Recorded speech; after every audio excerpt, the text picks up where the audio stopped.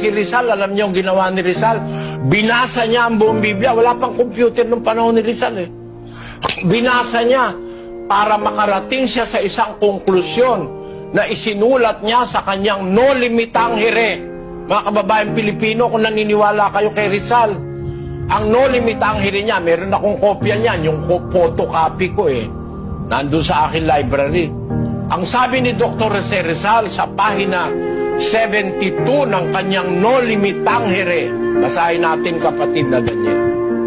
But now let's see how the idea of purgatory, which is absent from both the Old and the New Testaments, became Catholic doctrine.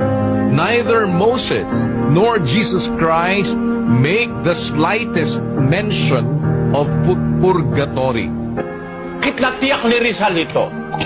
Ito bang sinulat ni Rizal? Authentic knowledge ito. Authentic ito. Bakit? Nasa No Limitang Here niya yan eh. Para masabi mo, the idea of purgatory is absent from both the Old and the New Testament. Para masabi mo yon sa panahon ni Rizal, wala namang computer. Aba, ibig sabihin, binasa ni Rizal ang buong Biblia. Mula Genesis hanggang Apokalipsis. Ganyan nagsuri si Rizal. No?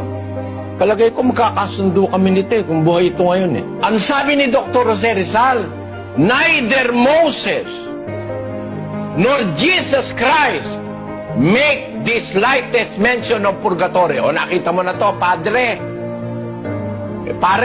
Parin sinungaling, nakita mo to. Walang purgatorio sa Biblia, kahit si Moises, kahit ang Panginoon Kristo, kahit mga apostol, walang sinabing purgatorio.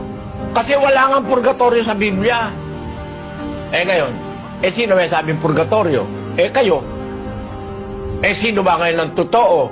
Yung Biblia o kayo? Ba't kayo nagkaroon ng purgatorio? Pinupurga nyo bulsa ng mga tao. Dahil sa purgatorio, kailangan ka magpamisa para mahango yung nasa purgatorio. Pagkatapos, magbabayad naman sa misa. No? Kaya yung mayayaman lang ang maliligtas may pambayad sa misa. Yung mahirap na walang nagpapamisa, paano ka mahahango sa purgatorio? Tutubuan ka ng talaba at saka tahong. Sa purgatorio, walang hahango sa'yo dahil walang nagpapamisa para sa'yo. Yan ang sabi ni Rizal.